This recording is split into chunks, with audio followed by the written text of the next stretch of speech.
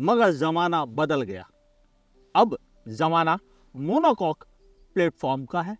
हाँ, क्यों? क्योंकि इसमें बहुत सारी संभावनाएं हैं और शायद सेकंड जनरेशन सफारी में इन सब चीज़ों पर ध्यान दिया गया। मगर कुछ कमियां छूट गई थी तो टाटा ने लाया इसका नया फेसलिफ्ट, बहुत सारे स्मार्ट टेकी फीचर्स के साथ। हाँ, उन टेकी फीचर्स के साथ अच्छे इंटीरियर, अच्छे एक्सटीरियर में। क्या सच में सब कुछ अच्छा ही अच्छा है या कुछ कमियां अभी भी छूट गई हैं इस सफारी के साथ? सब कुछ समझते हैं इसी वीडियो में। मैं हूं आपका होस्ट अमित और आप देख रहे हैं आस्क कार गुरु, जहां आपके साथ है टाटा सफारी। हाँ, यह नया कलर तो खैर कुछ अलग ही ग्लो कर रहा है, मगर उससे पहले इसके लुक में जो चेंजेस आए हैं उसको समझना जरूरी है। सबसे बड़ी चीज, ये जो ग्रिल है इसमें बॉडी कलर के ही एलिमेंट दे रखे गए हैं और आप ध्यान से देखें तो ये पिक्सेलेट किए गए हैं। ऊपर आपको टाटा का लोगो मिलता है, ठीक नीचे है कैमरा और यहाँ पर ब्लैक कलर की ग्रिल दे रखी गई है जो थोड़ी अलग है।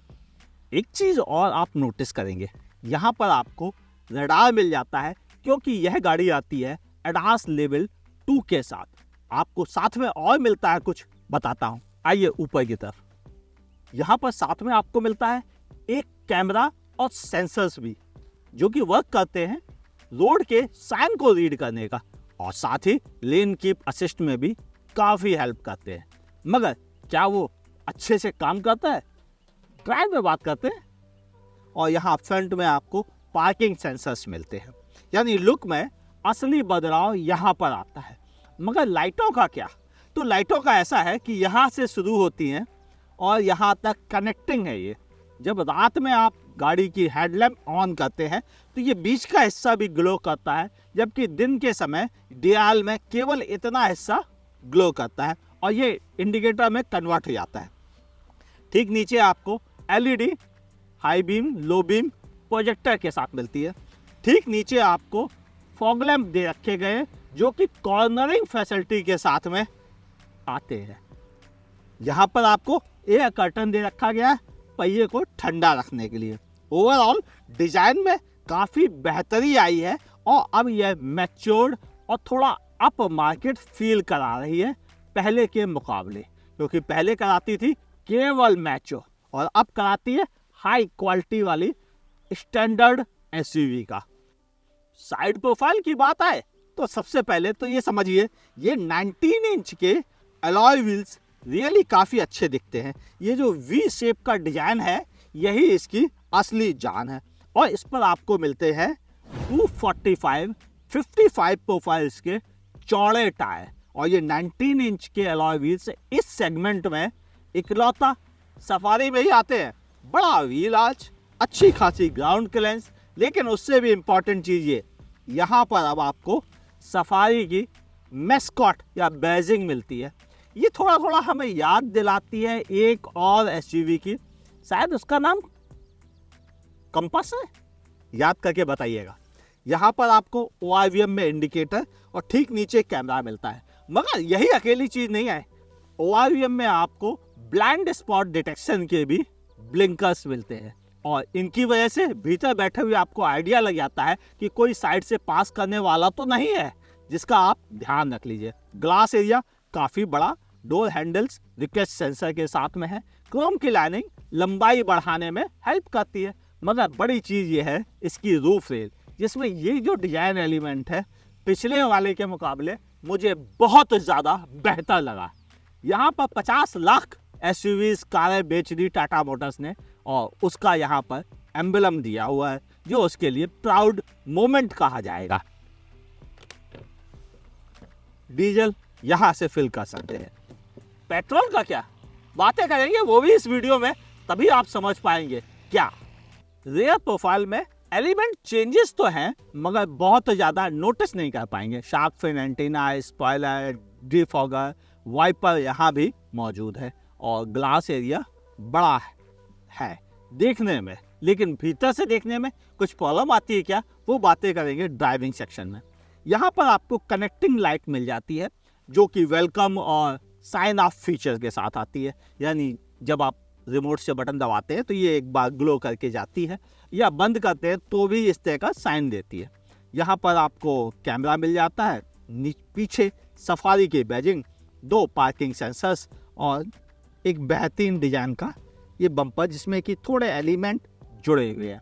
मगर इसकी सबसे बड़ी खासियत में से ये है कि आप चाहे तो अब आप इसे स्विप करके खोल सकते हैं, मगर चूंकि गाड़ी बंद नहीं है इसलिए नहीं खोल रहा है। और तरीका, चाबी से खोल सकते हैं। इसके अलावा यहाँ पर एक बटन दे रखा गया है, आप उससे भी इसको ऑन कर सकते हैं। बंद करने के लिए भी यहाँ पर बटन मौजूद है, वेल कवर्ड है और अच्छा देखने में लग रहा है। मगर जगह की बात आएगी, जब ये सारी सीटें ऊपर हो जाती हैं तो ये एक छोटा सा पिट्ठू बैग नहीं आ पाता। अफसोस की बात, यानी इसमें सामान रखने की कोई जगह नहीं अगर 7 सीटें अप है तो। लेकिन अगर आप इन्हें हटा देते हैं तो यहाँ पर काफ़ी अच्छी जगह बच जाती है। हाँ, इन सीटों का रिक्लाइनिंग एंगल अगर आप कुछ बदलना चाहें तो आप बदल नहीं सकते, क्योंकि वो कोई प्रोविज़न ही यहाँ पर नहीं दे रखा गया है। और यही वजह है कि स्पेस बहुत ज़्यादा नहीं मिलता है। बस अगर आपको लॉन्ग जर्नी करनी है तो एक आदमी कम लेके चलिए तो आपको अच्छी जगह मिल जाएगी। टाटा सफारी इंटीरियर की सबसे अच्छी चीज़ जिससे मेरा दिल बाग बाग हो गया वो था इसका ये ऑस्टर वाइट कलर का इंटीरियर। प्लास्टिक क्वालिटी अच्छी है ये वाली और फिनिश भी इसका अच्छा है। बीच में एक स्पीकर दे रखा गया है, साइड में 2 ट्विटर भी दे रखे गए हैं और जिस पर JBL की ब्रांडिंग है। ये बहुत अच्छा टेक्सचर है, हालांकि बिल्कुल स्मूथ है, भले आपको वुडन फिनिश की याद दिलाए। ये ब्लैक पियानो फिनिश अच्छी लग रही है, बस कमी क्या है, फिंगरप्रिंट आ जाते हैं। डुअल जोन क्लाइमेट कंट्रोल, इस तरफ के लिए अलग टेम्परेचर, इस तरफ के लिए अलग टेम्परेचर और अच्छा काम कर रहा है। सैडली मुझे यहाँ पे कोई ऑफ करने का बटन नहीं दिखा। नीचे आपको 2 USB पोर्ट मिलते हैं, एक टाइप ए और एक टाइप सी जो कि 45 वाट का है, यानी सुपर फास्ट चार्जिंग सपोर्ट करने वाला। नीचे वायरलेस चार्जर भी मौजूद है। ये थोड़ी सी जगह डिजाइन की बनाई गई है। यहाँ पर आपको एक डायल मिल रहा है जिसे जॉग डायल कहना अच्छा है, देखने में अच्छा लग रहा है।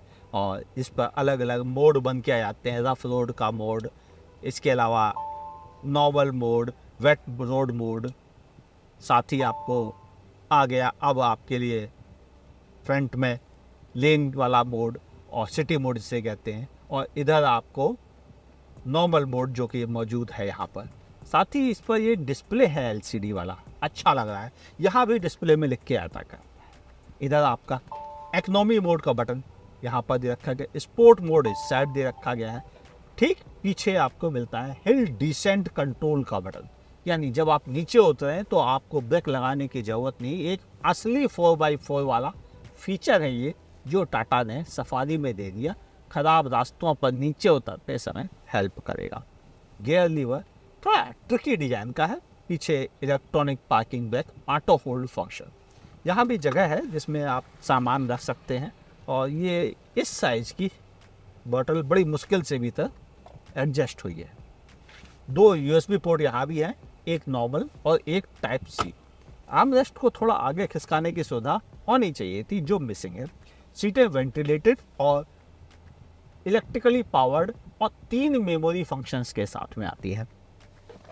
ओवरऑल लेआउट काफ़ी अच्छा है। ऑटो डिमिंग, IRVM, बड़ी पैनोरामिक सनरूफ और इन सारे फीचर्स की वजह से अच्छा लगता है। एक तो छोटी छोटी सी कमियां महसूस की मैंने, जैसे इसमें कोई मिरर नहीं है, कोई टिकट होल्डर नहीं है, होना चाहिए था। ये चीज़ें और मायने रखती हैं। अब आपसे बात कर लेता हूँ पिछली सीटों के बारे में, उससे पहले टाटा का ट्रम्प कार्ड यानी सेफ्टी। इस पर्टिकुलर कार में आपको 1-2 नहीं, टोटल आपको 7 एयर बैग मिलते हैं। एक यहाँ पर भी है। एक्चुअल में सफारी का क्रैश टेस्ट नहीं हुआ था, और उसका एक बड़े रीजन में शामिल था कि पीछे की तरफ जो चैम्बर्स बने हुए थे, जिनकी वजह से ये ड्राइवर रिस्क पे था, और शायद यही रीजन था कि टाटा ने इस कार का अभी तक क्रैश टेस्ट नहीं करवाया है। और हमें अब लग रहा है कि शायद उसकी तैयारी है कि वह इस कार का जल्दी क्रैश टेस्ट करवाए, और क्या पता उनके पोर्टफोलियो में एक और 5 star crash test rated car शामिल हो जाए। और बाकी चीज़ों में जैसे इलेक्ट्रॉनिक स्टेबिलिटी प्रोग्राम, उसके मल्टीपल फंक्शंस, ABS, EBD जैसे फीचर्स और एनहांस 2 के फीचर्स इस कार को रियली सेफ बनाते हैं। सीट्स रियली कंफर्टेबल है। सबसे बड़ी चीज़, अगर आप सोना चाहें तो इसको आप ईयर फोल्ड कर लीजिए और आपका सर इस पर टिक जाएगा, जो मेरे हिसाब से रियली अच्छी चीज़ है। आर्मरेस्ट भी मौजूद है, हालांकि लाइकिंग से थोड़ा नीचे है ये जगह, नहीं, यहाँ पर अगर ये टिक जाता तो ज़्यादा कंफर्टेबल होता। ओवरऑल कोई बड़ी शिकायत नहीं, सीटें अच्छी हैं, चौड़ाई भी इनकी ठीक ठीक है, और अगर थोड़ी और चौड़ी होती है इससे की तो शायद मोटे लोगों के लिए ज़्यादा कंफर्टेबल आती। अभी ये मुझ जैसी साइज़ के लिए बहुत अच्छा है। और रही बात नी रूम, लेग रूम, दोनों शानदार। यहाँ पर मोबाइल रखने की जगह, पीछे 2 USB पोर्ट जिनमें एक नॉर्मल और दूसरा है 5 वोल्ट 3 एम्पियर का टाइप C पोर्ट। एक और बड़ी चीज़ आप नोटिस करेंगे वो ये कि इन सीटों के लिए आपको बॉस फंक्शन मिलता है, यानी आप बॉस की तरह यहाँ बैठिए और इस सीट को यहीं से आगे और यहीं से पीछे सेट कर सकते हैं, और इस सीट पर बैठने वाले लोगों के लिए बहुत अच्छी चीज़। एक और चीज़ आप नोटिस करेंगे, यहाँ पर आपको AC वेंट मिल जाते हैं जिनका थ्रो भी अच्छा है। नॉर्मली हमने पीछे की तरफ जब पिलर्स में AC वेंट देखे हैं तो उनका थ्रो अच्छा नहीं होता है। एक और चीज़ है, यहाँ पर आपको हाइट एडजस्टेबल ड्राइवर के लिए और को ड्राइवर के लिए आपको सीट बेल्ट मिलती है। यहाँ पर आपको मिलता है प्राइवेसी कर्टन, जिससे कि थोड़ा सा प्राइवेसी मेंटेन रहे, और ये सीटों को आप अपने हिसाब से रिक्लाइन कर सकते हैं। मगर एक चीज़ आपको एक्स्ट्रा मिलती है जो दूसरे कोई मैन्युफैक्चर नहीं देते, वो ये, इन सीटों में भी आपको वेंटिलेटेड का ऑप्शन मिल जाता है, और जिसका बटन ठीक यहाँ पर आपको दे रखा गया है। नतीजा ये है कि पीछे बैठने वाले बॉस को एक्चुअल में बॉस वाला फील कराना। अब माइनस पॉइंट क्या था, तो मेरी नज़र में थोड़ी चौड़ाई और ज़्यादा होनी चाहिए थी सीट की, ताकि मोटे लोगों को यहाँ बैठने में दिक्कत का सामना ना करना पड़े। ऊपर है, बहुत अच्छी जगह है, कोई बड़ी शिकायत नहीं। एक छोटी लाइट भी यहाँ पर दे रखी गई है LED के साथ, ग्रैब हैंडल भी मौजूद है। ओवरऑल बहुत अच्छा फील है, लेकिन मुझ जैसे के लिए।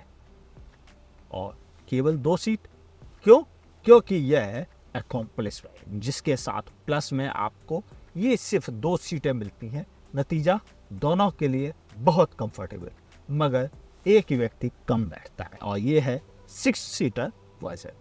देखते हैं पीछे की सीट पर कितनी जगह बचती है। 3rd रो सीट,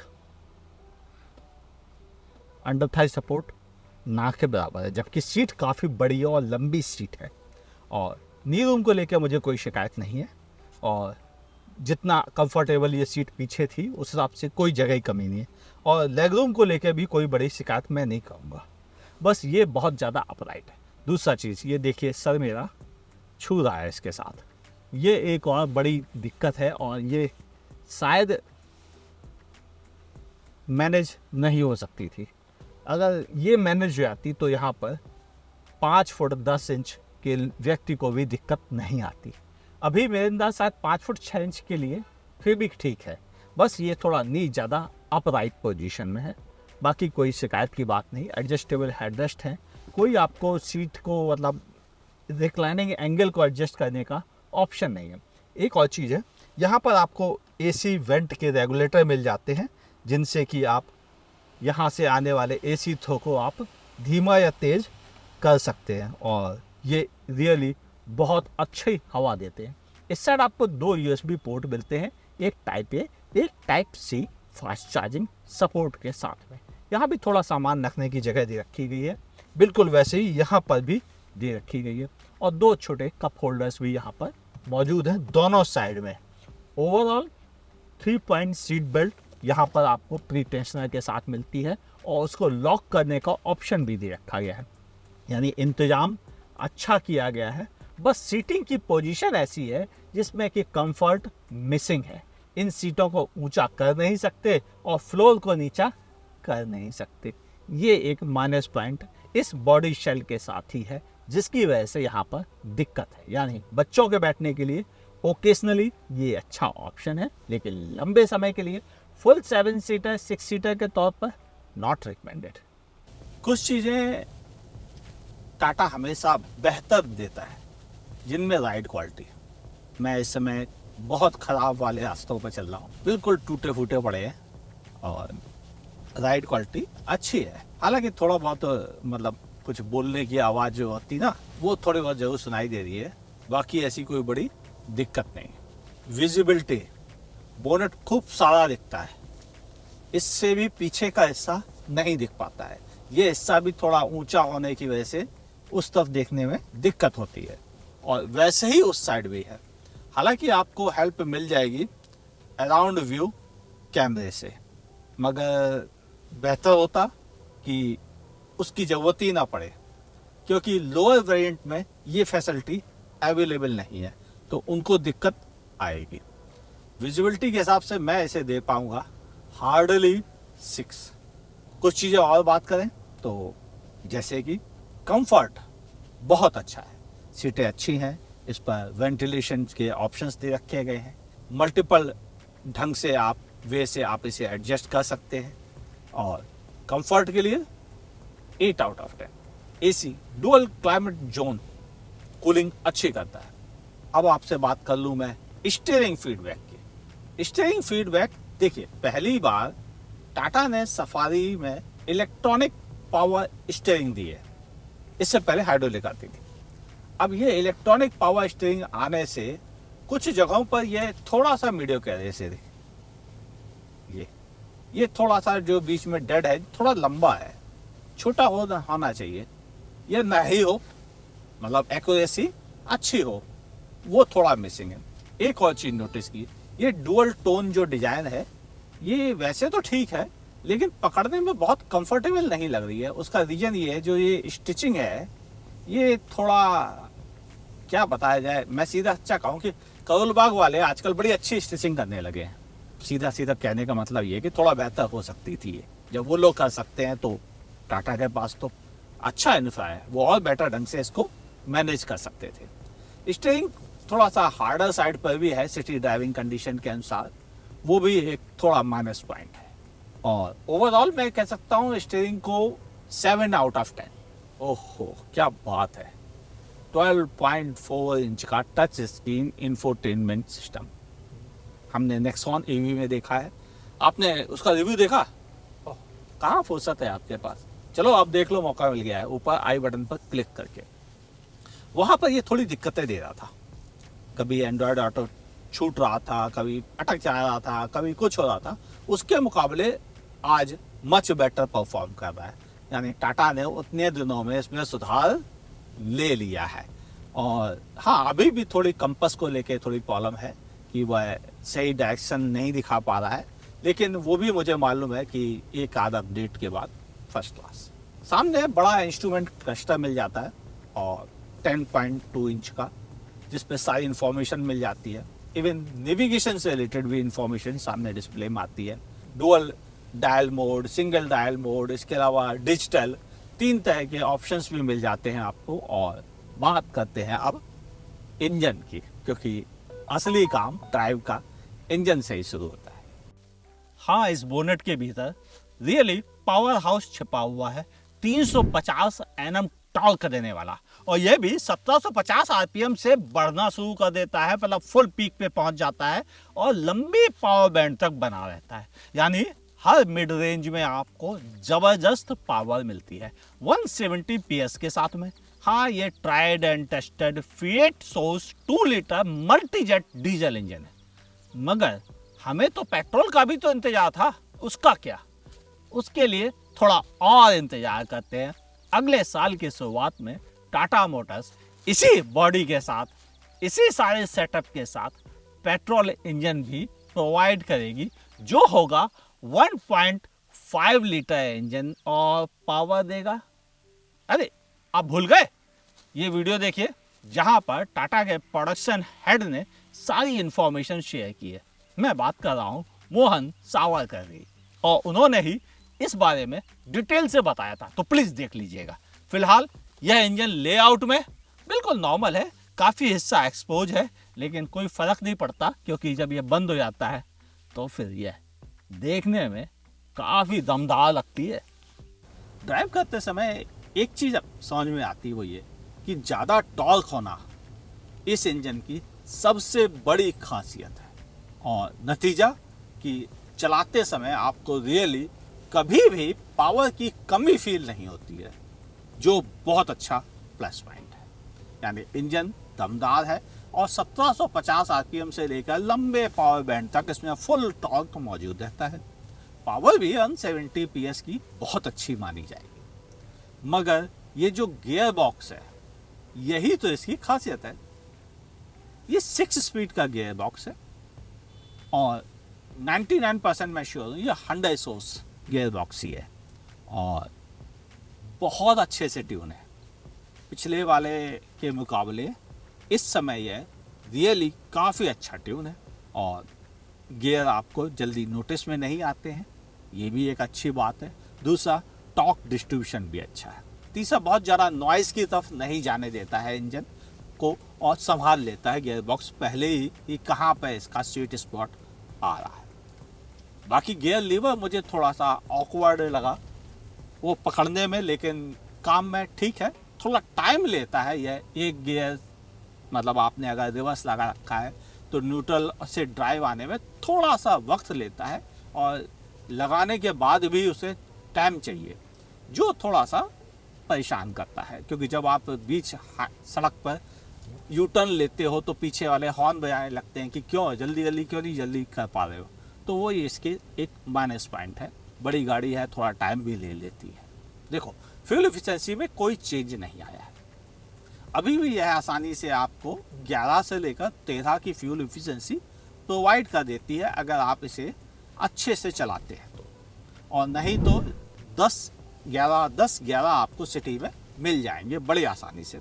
हाईवे पे यह आपको 14 से 16 के बीच की फ्यूल एफिशिएंसी प्रोवाइड कर देता है अगर आप इसे स्मूथ ड्राइव करते हैं एडेप्टिव क्रूज कंट्रोल के साथ। हाँ, ये एडास के साथ आती है। एक और चीज़ है एडास के साथ कि वो यह इस कैमरे के थ्रू रोड के साइन पहचानता है कि 40 की स्पीड लिमिट है तो यहाँ पे बंद किया जाएगा कि 40 की स्पीड पे चलना है आपको, 50 की है तो 50 लिख के आ जाता है। वो बिगिनर में बहुत अच्छा पॉइंट है। एक और है ब्लाइंड स्पॉट डिटेक्शन, यहाँ पर ब्लिंकर्स ऑन हो जाते हैं जैसे ही कोई साइड से आता है और थोड़ा सा भी रिस्की जोन में जाता है, ये तुरंत उसको रिकॉग्नाइज करता है। टाटा ने एडास को पहली बार फुल फ्लैश्ड ढंग से उतारा है और अच्छा काम कर रहा है, इसलिए तारीफ बनती है। अब बात करें कंक्लूजन में कि खरीदना चाहिए या नहीं और प्राइसिंग क्या सूटेबल रहेगी इस कार की। जिसे किसी परिचय की जरूरत नहीं है उसका नाम है सफारी, और ये बात बिल्कुल सच है। यह सफारी रियली किसी परिचय की मोहताज नहीं है, मगर चलाने की जब बात आती थी तो वो जो पुरानी रफनेस हुआ करती थी उससे टाटा ने टाटा बाय बाय कर लिया है। यानी अब यह थोड़ा सोफिस्टिकेटेड हाई क्लास एसयूवी जैसा फील कराती है। इंजन ट्राइड एंड टेस्टेड, अच्छी फ्यूल एफिशिएंसी और अच्छे दमदार पावर के साथ में। बॉडी शेल काफी स्टेबल है, हालांकि बॉडी रोल मौजूद है, मगर चलाते समय आपको सेफ फील कराने का एहसास ही इसकी सबसे बड़ी खासियत है। और बड़ी खासियत में यह टाटा के उस भरोसे के साथ आ रही है जिस पर लोगों को पता है भीतर है तो सेफ है। और शायद यही रीजन है कि टाटा ने पहली बार इंट्रोड्यूस किया है नी एयरबैग, जिसका नतीजा इसे अच्छी क्रैश टेस्ट रेटिंग में भी हेल्प मिलेगी। और खरीदने के लिए मेरे अंदाज यह अच्छा ऑप्शन रहेगा अगर पुरानी वाली सफारी से इसकी कीमत 60,000 रुपए से लेकर 1.25 लाख रुपए तक ही बढ़ती है। तो अगर इससे ज़्यादा प्राइस इंक्रीज हो जाएगी तो मेरे हिसाब से यह थोड़ी ज़्यादा और ज़्यादा एक्सपेंसिव हो जाएगी। शायद तब रिकमेंड करने से पहले एक बार और सोचना पड़े। अभी बहुत अच्छा प्रोडक्ट है, होपफुली प्राइस अच्छी आएगी, मैं फिंगर क्रॉस करके रखता हूँ। आपकी क्या ओपिनियन है लिखिएगा नीचे कमेंट सेक्शन में, क्योंकि इसका तगड़ा मुकाबला तो है XUV 700 हेक्टर प्लस के साथ में। क्या उनसे यह दमदार साबित होगी? लिखिएगा, वो भी अच्छा लगेगा जानकर। फेसबुक पे देख रहे हैं तो मेरे पेज को लाइक कीजिए, फॉलो करना ना भूलिए। यूट्यूब पे है तो सब्सक्राइब कीजिए। बगल में नोटिफिकेशन बेल है, उसको दबाइए। दबाते ही एक ऑप्शन आ जाता है ऑल नोटिफिकेशन का, उसको भी ऑन कीजिए और फिर उसके बाद हमारे वीडियो आप तक पहुंचना शुरू हो जाएंगे। कोई सवाल पूछना है, ट्विटर पे आपका स्वागत है। मेरी आईडी है वाया कार गुरु।